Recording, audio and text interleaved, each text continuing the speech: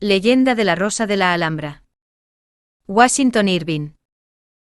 Durante algún tiempo tras la rendición y entrega de Granada por los moros, tan deliciosa ciudad fue residencia favorita de los soberanos españoles, hasta que decidieron irse de ella, temerosos a causa de una sucesión de terremotos que tiró buena parte de las casas y socavó los cimientos de las viejas torres musulmanas. Muchos años pasaron hasta que volvió un monarca a Granada.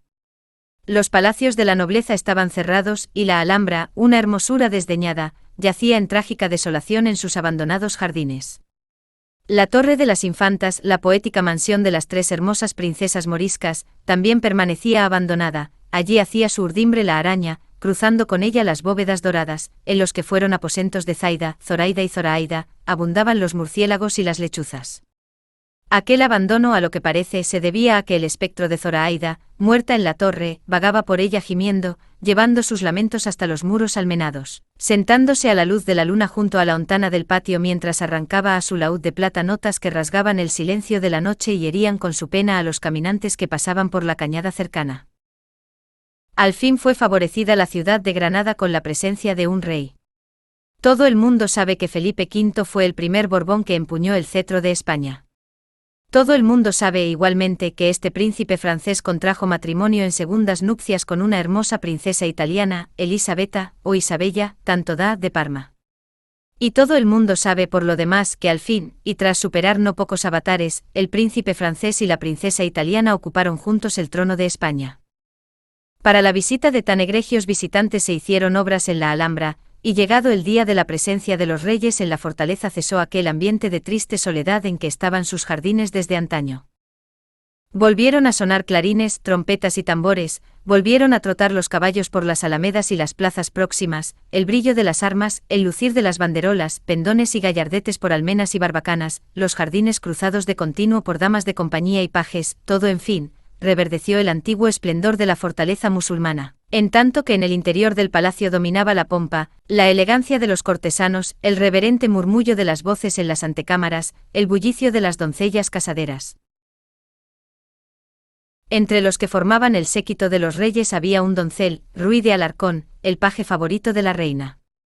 Baste lo anterior para señalar cuán digno de elogio era el joven, pues bien sabido resulta que cuantos figuraban al lado de Isabel habían sido especialmente escogidos por su gracia, su belleza y sus atributos personales. Ruy, un joven de apenas 18 años, era esbelto y grácil, bello de rostro como Antinoo, guardaba su mayor deferencia y respeto para la reina, pero al tiempo era travieso y juguetón con las damas de la corte que lo mimaban y regalaban de continuo. Por tales favores, pues, era también Ruy ducho en el trato con las mujeres, a despecho de sus pocos años. Tan juguetón y encantador paje paseaba una mañana bajo las enramadas del Generalife que dan a los terrenos de la Alhambra, llevando como compañía, para entretenerse, el gerifalte más querido de la reina. Vagaba ocioso de un lado a otro cuando vio un pájaro que salía de entre los árboles, quitó entonces el capirote al halcón de la reina, que voló raudo para perseguir a la presa, mas supo el humilde pajarillo burlar su ataque y remontó el vuelo el gerifalte sin atender a las voces y silbidos del paje, que siguió con la vista su vuelo caprichoso hasta que dio en posarse en las almenas de una torre lejana de las murallas exteriores de la Alhambra, junto a una quebrada que separa la fortaleza de los terrenos del Generalife. El halcón se había posado en la Torre de las Infantas. Tuvo que bajar el paje a la quebrada, pero no tenía la torre entrada desde la cañada. Trepar por la muralla era empresa imposible, así que, buscando la entrada, dio un gran rodeo por la parte de la torre que mira a los paredones de la muralla. Había un pequeño jardín, cercado por rejas de cañas cubiertas de mirtos, abrió el paje un portillo, y entre rosales y lechos de flores llegó a la puerta, que estaba cerrada. Una rendija, sin embargo, le dejaba ver el interior con un pórtico morisco de paredes encaladas, con altas columnas de mármol y una fuente de alabastro circundada de flores. Una jaula de oro para un ruiseñor colgaba en el centro, debajo, arrellanado en una silla, entre madejas de seda y delicadas labores hechas por mano de mujer, un gran gato atigrado, junto a la fuente una guitarra adornada con cintas de colores. El joven Ruy quedó mudo de impresión ante aquella muestra de delicadeza femenina, por darse, sobre todo, en lo que tenía por un lugar apartado, solitario y en abandono. Acudieron entonces a su recuerdo los cuentos sobre parajes encantados en la Alhambra, y se sugestionó a tal extremo que creyó ver en el gato a una princesa mora hechizada. Llamó con cuidado a la puerta. Un hermoso rostro de mujer se asomó entonces a una ventana de arriba, pero fugazmente. Creyó el paje que aquella mujer bajaría de inmediato a franquearle el paso, pero esperó en vano, ni un ruido pudo escuchar a partir de aquel momento, ni de pasos, ni de voces, ni de suspiros. ¿Acaso le habían jugado una treta sus sentidos? ¿Y si fuera el hada que moraba en la torre? Volvió a llamar, ahora más ansioso. Poco después se asomaba por la ventana el hermoso rostro de antes, una floreciente doncella de no más de 15 años. Se quitó el paje su gorro de plumas y pidió a la bella, con las palabras más delicadas que acudieron a sus labios, que le fuera permitido subir a la torre para hacerse con el gerifalte. No puedo abriros la puerta, señor, dijo la linda muchacha, pues me lo tiene prohibido mi tía. Os lo ruego, hermosa doncella. Se trata del halcón favorito de la reina y no puedo volver a palacio sin llevarlo en mi mano. ¿Sois entonces uno de los caballeros de la corte? Lo soy, hermosa doncella. Pero perderé el favor de la reina y mi puesto en palacio si no regreso con el halcón. Santa María. Precisamente contra los caballeros de la corte me ha prevenido especialmente mi tía. Tiene razón vuestra tía en preveniros contra los malos caballeros. Pero yo no soy uno de ellos, sino un paje inocente, sencillo e inofensivo, que sufrirá la pérdida de su puesto en la corte si me negáis el favor que os pido. El joven corazón de la muchacha se enterneció ante aquella súplica del atribulado paje. Hubiera sido una lástima, en verdad, que perdiera su empleo en la corte. Además, destocado con la gorra modosamente en sus manos, parecía Rui la verísima imagen de la timidez y el recato, y era además tan hermoso. No creyó la doncella que fuese uno de aquellos hombres que su tía le presentaba como caníbales, siempre dispuestos a hacer presa en las más cándidas damiselas. El taimado paje, viendo que la doncella comenzaba a rendir su resistencia anterior, redobló las súplicas en tono conmovedor. No pudo rechazarlo la joven. Ruborizada y presta bajó a la puerta y se la abrió con las manos temblorosas. Si ya lo había cautivado su rostro, al verla de cuerpo entero se prendó aún más de ella. Su corpiño andaluz y la basquiña le marcaban la más perfecta simetría en sus formas, aun no habiendo llegado aún a la sazón de su crecimiento completo. El cabello, lustroso, lo tenía partido en la frente con maravillosa perfección, y adornado con una rosa, que por su frescura delataba que acababa de cortarla para ponérsela, antes de abrirle la puerta. Su rostro, dorado por el sol meridional, hacía aún más encantadoras sus mejillas sonrosadas y el brillo extraordinario de sus ojos. Bastó al paje una sola ojeada para darse cuenta de la beldad tan exquisita que era la doncella, pero como no podía perder el tiempo, tuvo que conformarse con darle en voz baja las gracias y subir a toda prisa, casi sin respirar, la escalera en espiral de la torre, donde al fin pudo hacerse con el gerifalte. Ya con el ave cetrera en la mano, bajó también la escalera sin tomar resuello, y halló a la doncella sentada junto a la fuente, devanando con sus primorosas manos una madeja de seda, pero de tanto como se agitó al verle de nuevo, la madeja se le cayó al suelo. Veloz entonces el paje dobló una rodilla para recogérsela, y se la ofreció a la doncella, aprovechando para tomarle la mano y besársela delicadamente, aunque de manera distinta de los besos que ponía en la mano de su soberana para agradecerle un favor. «Ave María, Señor», exclamó la doncella confundida y arrebolada, pues era el primer hombre que le dedicaba semejante salutación. El pícaro paje, entre mil perdones, le dijo que así se expresaba en la corte el agradecimiento y el respeto debido a las damas. El enojo de la muchacha, si es que llegó a sentirlo, quedó así prontamente aplacado. Tomó asiento de nuevo más turbada que antes, con la mirada baja, como si solo su labor le acaparase la atención luminosa de sus ojos, aunque la verdad es que en vez de devanar la madeja, la enredaba. Quiso el golfillo entonces aprovechar la evidente confusión de la doncella, pero fueron vanas sus palabras galantes e intencionadas. Para su mayor sorpresa, aquellos sus decires, que tanto encandilaban a las damas de la corte, le hicieron sentir vergüenza ante la inutilidad que demostraban en el ánimo de la inocente muchacha. La verdad es que la virginal belleza tenía en su sencillo pudor mejor guarda que la que pudieran ofrecer a su doncellez las barras y los cerrojos con que la defendía su tía. Así y todo, ¿dónde está la armadura que protege el corazón femenino de los primeros susurros del amor? La damisela comprendió instintivamente lo que la verbosa lengua del paje no lograba expresarle con claridad suficiente, y en el fondo de su alma se sintió halagada al ver rendido a sus pies a un enamorado, y que enamorado. Iba desvaneciéndose el desconcierto que se apoderó de Rui al comprobar que eran vanas sus palabras, y recobraba ya su proverbial aplomo, cuando se dejó sentir a lo lejos una voz avinagrada. «Es mi tía, que vuelve de misa», gritó temerosa la doncella. «Dejadme ya, os lo ruego, señor. No me iré si no me dais en prenda la rosa que adorna vuestro pelo». Se arrancó la rosa la damisela y se la entregó al paje, diciéndole arrebatada: «Tomadla, pero idos presto». Tomó el paje la rosa entre sus dedos y cubrió de besos la mano que se la ofrecía. Puso la flor en su gorra como si fuera el galardón más preciado, y asegurando al gerifalte en su mano salió y cruzó el jardín, llevándose cautivo el corazón de la gentil Jacinta. Cuando la tía, siempre vigilante, llegó a la torre, notó la inquietud en que se debatía la doncella y un aire, algo raro, una suerte de confusión en el pórtico. La joven creyó oportuno dar explicaciones. «Un gerifalte vino hasta aquí persiguiendo a su presa». «Que la misericordia nos asista», exclamó su tía. «¿Un halcón en la torre? ¿Habráse visto descaro semejante? ¿Cómo no pondrán a esos bichos en jaulas seguras?». Fredegunda, la tía vigilante, superaba en cautela y prevención todo lo que era común en las mujeres célibes. Así, desconfiaba como ninguna de lo que llamaba el sexo opuesto, una desconfianza, por cierto, que había ido creciendo en ella de manera más firme a medida que transcurrían sus años célibes y se desvanecían sus últimas esperanzas de casamiento.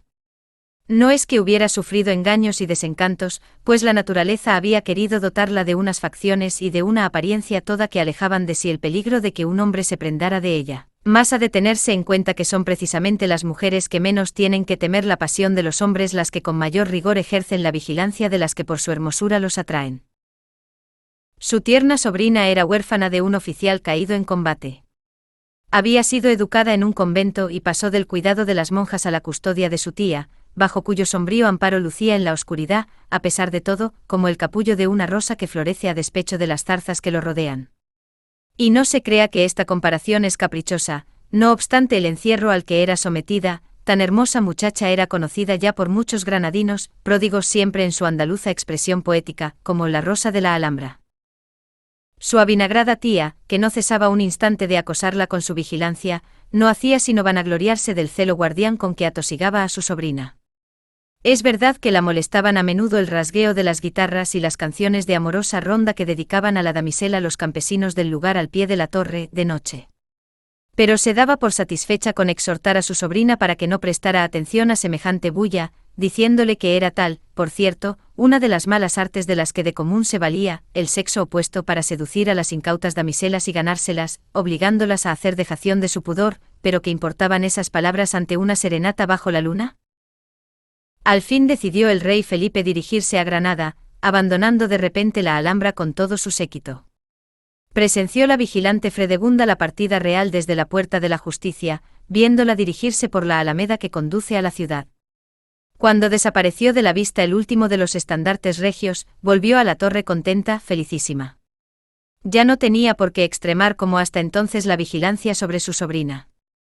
Empero gran sorpresa se llevó cuando vio un hermoso caballo árabe en el portillo de jardín, y más grande aún fue su impresión al contemplar horrorizada que entre los rosales, sentado en el suelo y a los pies de la doncella, un jovenzuelo vestido de encajes y plumas le hacía zalemas. Al percatarse de su presencia, empero, el joven se levantó raudo, se despidió tiernamente de la damisela, y saltando con suma ligereza las cañas y los mirtos se subió al caballo y se perdió a galope. La dulce Jacinta, en la agonía del dolor que la embargaba por la marcha del paje, se desentendió del disgusto que aquello hubiera podido causarle a su tía, y al contrario, se arrojó a sus brazos llorando de pena por la separación. «¡Ay de mí!», gritaba sin consuelo. Se ha ido y nunca volveré a verle». «¿Qué se ha ido? ¿Quién se ha ido? ¿Quién era ese jovenzuelo que estaba sentado a tus pies?». «Un paje de la reina, tía, que vino a despedirse de mí». «¿Un paje de la reina? ¿Y cuándo le conociste, niña?», inquirió la vigilante Fredegunda. «La mañana en que el gerifalte voló hasta la torre. Era el halcón favorito de la reina y el paje venía persiguiéndolo». «Ah, tonta, tonta, tonta. Has de saber que no hay gerifalte siquiera la mitad de peligroso que esos pajes engreídos, has de saber que sois vosotras, las más jóvenes y puras, los inocentes pajarillos como tú, las presas que más apetecen en sus cacerías». Mucho más se indignaba la tía de la joven al comprobar que, aun siendo tan exagerada su vigilancia, casi ante sus propios ojos había establecido tan fatal confianza con el paje. Sin embargo, cuando se cercioró de que la castidad de la doncella seguía intacta, de que, en fin, su recato no había sufrido menoscabo a despecho de las malas artes de un representante del sexo opuesto, quedó más tranquila, respiró en paz y se dijo que aquel triunfo de la virginidad no era debido sino a las advertencias que había dado con tanto juicio a la doncella. Y así, mientras la tía se henchía de tan íntimo orgullo, la sobrina no hacía sino pensar en los repetidos juramentos de amor que le había hecho el paje. Mas, ¿qué es el amor de un hombre inquieto y errante? Una corriente deliciosa que gusta retozar con las flores de la ribera, y que las acaricia, y que pasa al fin dejándolas bañadas en lágrimas. Pasaron los días, las semanas, los meses. Y nada supo del paje la tierna Jacinta. Maduró el granado, rindió su fruto la vid, bajó en torrenteras la lluvia otoñal desde las montañas, se cubrió con su blanco manto Sierra Nevada, azotaron los aposentos de la Alhambra vendavales de invierno que al cabo cedieron en su furia. Y brotó espléndida la primavera con sus flores y sus brisas embalsamadas, resucitando la vida. Desapareció la nieve de las montañas, y en la tórrida atmósfera del estío solo quedaba en las cumbres, como rastro de los días que pasaron, una inmaculada pátina de nieve. Pero seguía la dulce muchacha sin saber nada del ingrato paje. Mientras se sucedían las estaciones fue palideciendo la joven Jacinta, ensimismada en sus pensamientos lúgubres, llorando a escondidas sus ojos, que al cabo perdieron la luz que siempre tenían. Se desentendió de diversiones y labores, dejando enmarañada la seda y muda su guitarra, abandonó la contemplación de las flores, cerró sus oídos al canto del ruiseñor. Si quisiéramos imaginar un paraje que alimentase la pasión de una mujer enamorada, ninguno más propicio que la Alhambra, donde todo parece dispuesto a favorecer las ensoñaciones románticas, los suspiros melancólicos. Siendo la Alhambra el más delicioso paraíso para los amantes, que duro es hallarse en él en soledad, y peor que en soledad, en el olvido. «Ah, mi tonta e infeliz chiquilla», decía Fredegunda, la vieja virgen, cuando veía a Jacinta sumida en su tristeza. «¿Es que no te previne contra los engaños de los hombres? Además, ¿qué podías esperar tú, una pobre huérfana, la descendiente de una familia venida a menos, de un joven nacido en alta cuna, servidor de palacio y con la cabeza llena de engreimiento? Niña, aun en el caso de que fuera cierto el amor que te juró su padre, que es uno de los nobles más altivos de la corte, le prohibiría casarse con alguien tan humilde como tú, que no podrías aportar al casamiento dote alguna. No sufras más, olvídale y deja que tus penas se las lleve el viento». Las palabras de la inmaculada Fredegunda, empero, no hacían sino sumir en una melancolía más dolorosa a la doncella.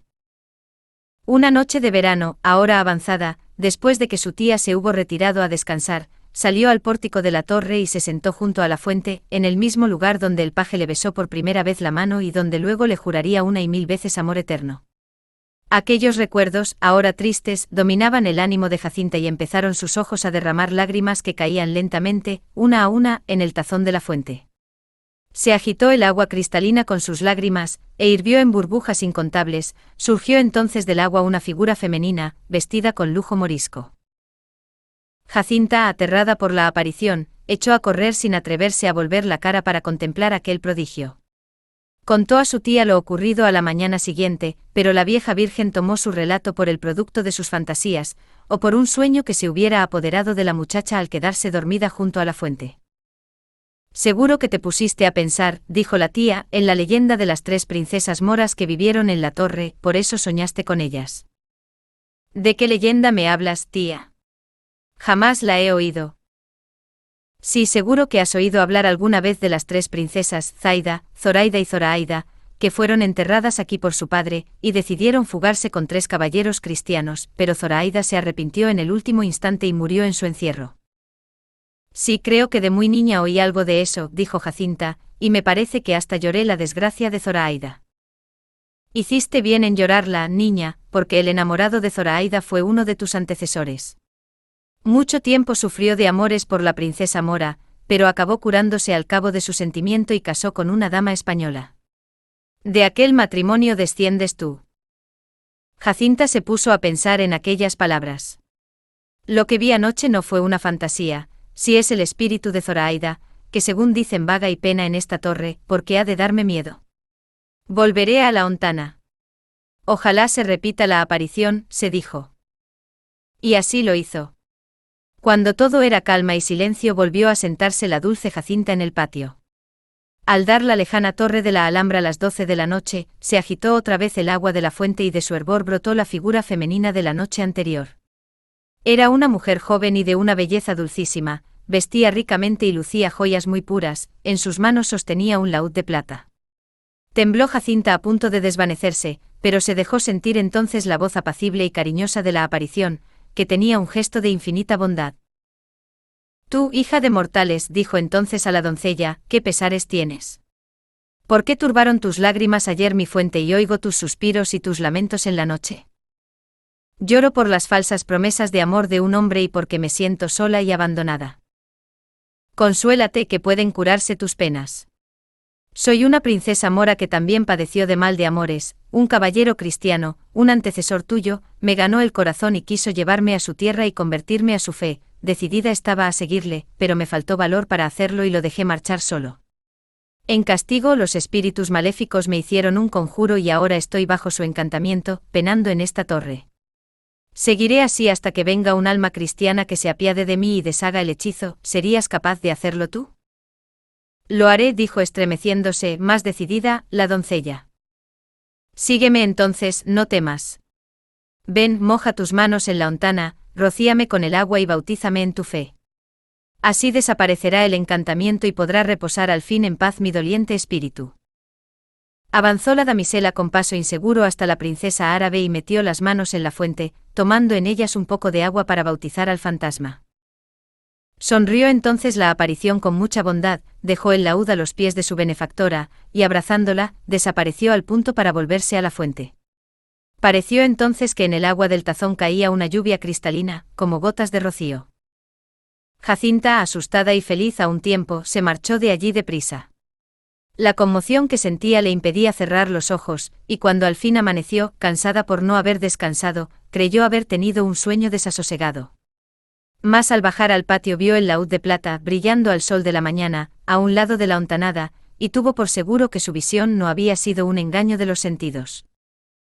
Corrió entonces hasta la habitación de la severa tía, relatándole cuanto había pasado, para que se convenciese la vieja virgen de la verdad de su relato, le pidió que bajara a la fuente y así mostrarle el laúd. Si la vieja albergaba alguna duda, se desvaneció cuando Jacinta tocó el laúd de plata, pues la doncella logró tañer las cuerdas tan armónicamente que hasta el duro corazón de Fredegunda, que parecía siempre frío como los inviernos, se arrebató de éxtasis. Solo una música sobrenatural podía obrar un prodigio semejante en la vieja virgen. Fueron mayores aún las virtudes que demostró el laúd de plata con el paso de los días. Los caminantes hacían un alto para escuchar aquella deliciosa música y cesaban en sus trinos los pajarillos como hechizados. Pronto se extendió el rumor del prodigio, y acudían a los alrededores de la torre de las infantas gentes que llegaban de toda Granada. Pronto, así, acabó la soledad de la doncella. Los más ricos y poderosos se disputaban el honor de agasajarla y de invitarla a sus salones, para que deleitase a su exquisita sociedad con tan encantadora música. Eso, naturalmente, hacía que la desconfiada Fredegunda redoblara su vigilancia sobre la doncella, y que mostrase un carácter cada vez más agrio llegado el momento de espantar a alguno de los caballeros que se acercaban hasta su sobrina para deleitarse con su música, enamorados tanto de la belleza de Jacinta como del hechizo de su laúd. La fama de Jacinta corrió pronto de ciudad en ciudad. Málaga, Sevilla, Córdoba. En toda Andalucía, al cabo, no se hablaba con deleite de otra cosa que no fuera el laúd de la bella damisela, y de su hermosura impar. Nada más natural, siendo como lo es el andaluz, un pueblo de gentes que gustan de la música y de la galantería. Las armónicas notas que extraía la bella de su laúd no podían sino llamar al amor. Mientras Andalucía gozaba así, en la corte española de Felipe V las cosas eran muy distintas. El rey, que como bien se sabe era un miserable hipocondríaco, se desataba en toda clase de antojos y de caprichos. A veces se pasaba semanas enteras sin levantarse de la cama, doliéndose de sus imaginarios males. Otras veces, como insistía en abdicar, no hacía sino provocar la pena y el disgusto a su esposa Isabel, que gustaba de los esplendores de la corte y de las glorias de la corona, una corona que en realidad le pertenecía con más derecho que al rey, porque Isabel de Parma era quien empuñaba el cetro con valentía, pues se le caía de las manos blandas e inexpertas a tan imbécil soberano. Nada se tuvo por mejor remedio que la música, para curar la melancolía de Felipe V, así que procuró la reina que llevaran a palacio a los más grandes artistas de aquel tiempo, y uno de los que acudieron a distraer al rey, ofreciendo su arte extraordinario como lenitivo para los males del monarca, fue el gran cantante italiano Farinelli.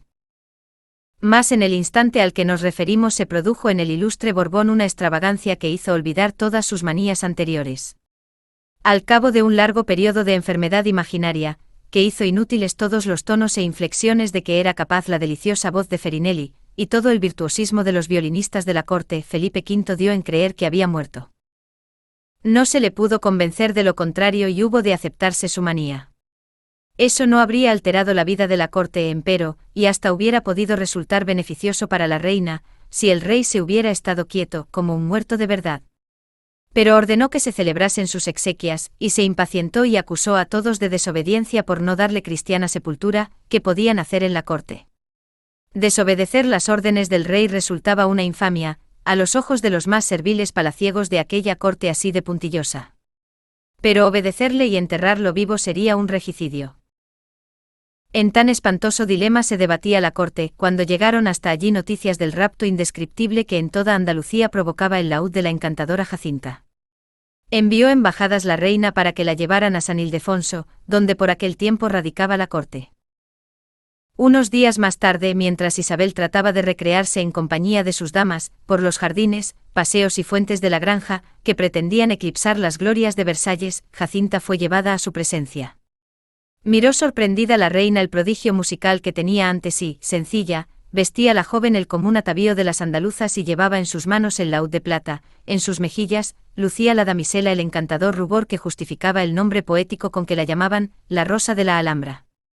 Fredegunda, para no romper la costumbre, había forzado que se le permitiera viajar también, tan pronto estuvo en presencia de la reina, informó a ésta de la ascendencia de su sobrina.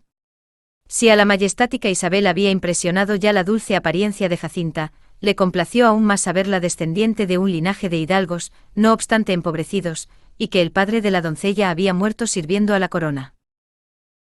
Si tu talento responde a la fama que tienes, le dijo la reina, y logras deshacer el hechizo del maléfico espíritu que se ha apoderado de tu rey, de mí dependerá en adelante tu fortuna y te colmaré de honores y de riquezas. Impaciente, llevó la reina a Jacinta a la cámara del taciturno monarca. Jacinta, sin atreverse a levantar la mirada, impresionada por las filas de guardias y cortesanos que les abrían paso, siguió a la reina. Al fin llegaron a unos aposentos muy sobrios pero impresionantes en su luto. Tenía el rey cerradas las ventanas para que ni un rayo de sol le llegara, en candelabros de plata, 8 cirios daban luz a la cámara y revelaban la presencia de palaciegos vestidos de luto que mostraban rostros compungidos. En el centro de un catafalco estaba el rey Felipe V con las manos entrelazadas sobre el pecho y cubierto su rostro por un paño negro que solo dejaba al aire la punta de su nariz, como si estuviera a punto de recibir sepultura. Atravesó la cámara la reina en absoluto silencio para llevar hasta un rincón oscuro a Jacinta. Hizo que tomara asiento y le ordenó que empezara su música. Impresionada la doncella, temblorosas sus manos al principio, hizo sonar las primeras notas y cobró la necesaria confianza. Sonó su laúd tan celestialmente que ninguno de los presentes podía creer que aquella música tan deliciosa sonara en un lugar tan tétrico. El rey, que ya se creía en el mundo de los espíritus, creyó que oía la música de los ángeles que celebraban gozosos su ascensión a los cielos. Variaba Jacinta de continuo la intensidad de sus notas, para acompañar la música con su voz, y así cantaba ahora una trova legendaria en la que se narraban los esplendores de la Alhambra y las hazañas de los moros. Puso en el empeño toda su alma, porque los recuerdos de la Alhambra eran los de su amor. La cámara fúnebre resonó con acordes muy vivos que acabaron cautivando el corazón del monarca, y Felipe V se irguió, quedó sentado en su féretro y miró en torno suyo. Entonces recobraron el brillo sus ojos, saltó al suelo y pidió su espada y su broquel. El triunfo de la música fue pleno, aunque habría que hablar, mejor, del triunfo del laúd encantado, pues quedó libre de los demonios de la melancolía el ánimo del rey. Abrieron las ventanas de la cámara, que se bañó de inmediato en la luz gloriosa del sol español, y pudieron así fijarse todas las miradas en aquella prodigiosa muchacha que con su música había obrado el milagro de la resurrección del monarca. A Jacinta, empero, se le nublaron los ojos con aquella claridad, se le desvanecieron las fuerzas, dejó caer el laúd y se desmayó en los brazos del paje Ruy de Alarcón, favorito de la reina, que corrió presto para recogerla y apretarla contra su pecho. Pocos días después se celebraron con gran pompa los esponsales de los enamorados. La rosa de la Alhambra en adelante sería el mejor ornato y deleite de la corte. Bueno, pero no vayas tan rápido, oigo que me dice el lector, llegas al final de tu historia sin decirnos nada de la manera en que el paje se excusó ante Jacinta. Bien, fue muy sencillo, la excusa de todos los tiempos y de miles de enamorados, un padre orgulloso, valedor de las antiguas tradiciones familiares, de carácter inflexible, ¿qué importa? El verdadero amor entre los jóvenes entierra los sinsabores y los disgustos sin necesidad de dar explicaciones.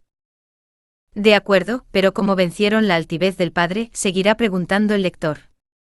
Muy fácilmente también. Unas palabras de la reina y las dignidades y honores que llovieron sobre Jacinta, favorita de los reyes y de la corte. Además, el laúd de Jacinta tenía la virtud de doblegar el corazón más duro y el ánimo más turbio. ¿Y qué pasó con el laúd encantado?, seguirá preguntando el lector. Bien, pues esto sí que es interesante, prueba, además, la veracidad de esta historia. El laúd permaneció en la familia, hasta que un día desapareció. Se cree que se lo llevó el gran cantante Ferinelli, celoso de la victoria de Jacinta, pues oscureció su fama. A la muerte de Ferinelli, en Italia fue pasando de mano en mano, las cuales, ignorantes de sus mágicos poderes, fundieron la plata y le cambiaron las cuerdas por las de un viejo violín de Cremona. Esas cuerdas conservan aún algo de su encantamiento. Al oído te diré una cosa, lector, pero no la cuentes por ahí. El viejo violín de Cremona embelesa y embruja en nuestros días al mundo entero, es el violín de Paganini.